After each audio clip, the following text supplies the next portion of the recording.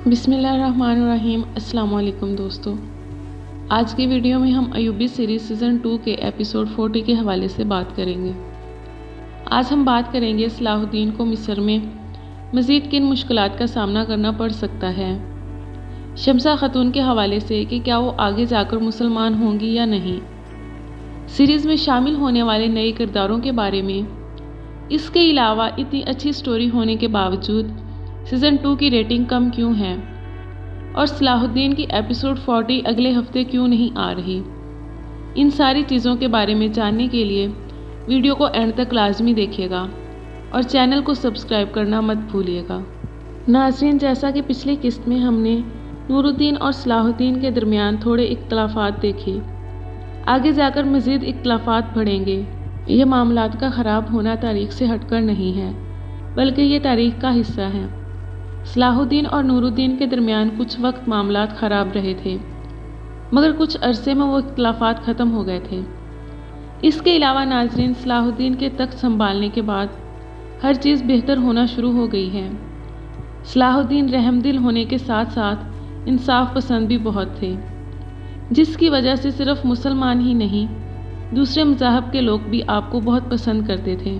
जैसा कि सीरीज़ में दिखाया जा रहा है, मिस्र जो कि बुराइयों का गढ़ बन चुका था, सलाहुद्दीन के आने के बाद हर चीज़ बेहतरी की तरफ आ रही है।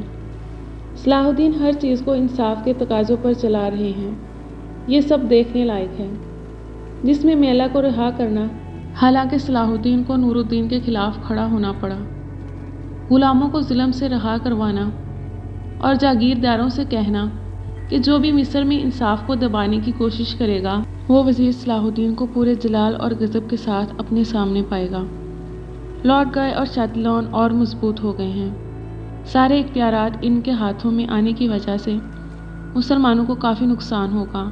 शातिलौन कैरक किला में बैठकर हज पर जाने वाले मुसलमानों का कत्ले आम करता था, और यही वो बदबख्त था जिसने अपने नापाक कदम खाना काबा और मदीना मुनव्वरा की तरफ बढ़ाने की कोशिश की थी। लेकिन सलाहुद्दीन ने हुतैन के मकाम पर शातिलौन के चीथड़े उड़ा दिए थे। आज जिस कैरक किला का कौंद शातिलौन बना है, यूरोकी की वजह से इसका नुकसान हज के रास्ते में मुसलमानों को उठाना पड़ेगा।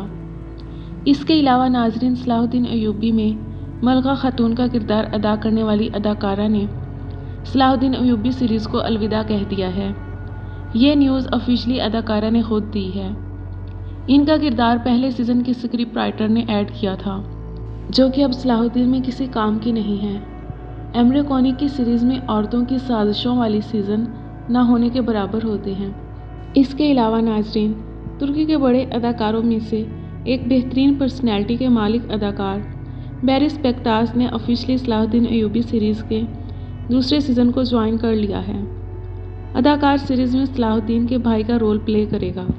सलाहुद्दीन और शम्सा की बात की जाए तो बहुत जल्द इन दोनों की शादी दिखाई जाएगी। जैसा कि शम्सा इस्लाम से काफ़ी मुतासिर हो रही हैं और पिछली किस्त में सलाहुद्दीन से इसके मुतालिक बात करने का भी कह रही थी, तो बहुत जल्द ये मुसलमान हो जाएगी। फ़िलहाल ड्रामे में हमें शम्सा और सलाहुद्दीन को एक दूसरे के साथ कम दिखाया गया है। तारीख के मुताबिक अब इनकी शादी दिखाई जाएगी। बहुत से तारीख दानों के मुताबिक शम्सा खातून का इंतकाल 25 साल की उम्र में ही हो गया था। इनका एक बेटा भी था जिसका नाम शायद मालिक अजीज़ था। इसी वजह से हमें शम्सा के बारे में तारीख में ज़्यादा कुछ नहीं मिलता। अब ये इन पर निर्भर है कि राइटर्स शम्सा के किरदार को आगे तक चलाते हैं या नहीं। एक दफ़ा फिर से हमें सलाहुद्दीन और बेलीन की दोस्ती की खूबसूरती देखने को मिलेगी, जब बेलीन मिस्र में तिजारत करेगा और शातिलौन जो अपनी तरफ से बेलीन को मार चुका है, बेलीन को देखकर इसका जो रिएक्शन होगा वो वाकई ही देखने लायक होगा। इसके अलावा नाज़रीन, सलाहुद्दीन अयूबी सीज़न 2 के इतने ज़बरदस्त होने के बावजूद इसकी रेटिंग इतनी कम क्यों है। तुर्की में आम तौर पर हिस्टोरिकल सीरीज़ बनती रहती हैं, तो लोग इनमें इतना ज़्यादा इंटरेस्ट नहीं लेते, लेकिन पाकिस्तान और अरब ममालिक में इसकी रेटिंग काफ़ी अच्छी रही है। न्यू ईयर की छुट्टियों की वजह से सलाहुद्दीन की किस्त नंबर 40 की शूटिंग मुकम्मल नहीं हुई, जिसकी वजह से ये किस्त अगले हफ्ते अपलोड नहीं होगी। उम्मीद है नाज़रीन, मेरा आज का रिव्यू आप सबको पसंद आया होगा। ऐसी मज़ीद वीडियोज़ के लिए चैनल को सब्सक्राइब करना मत भूलिएगा।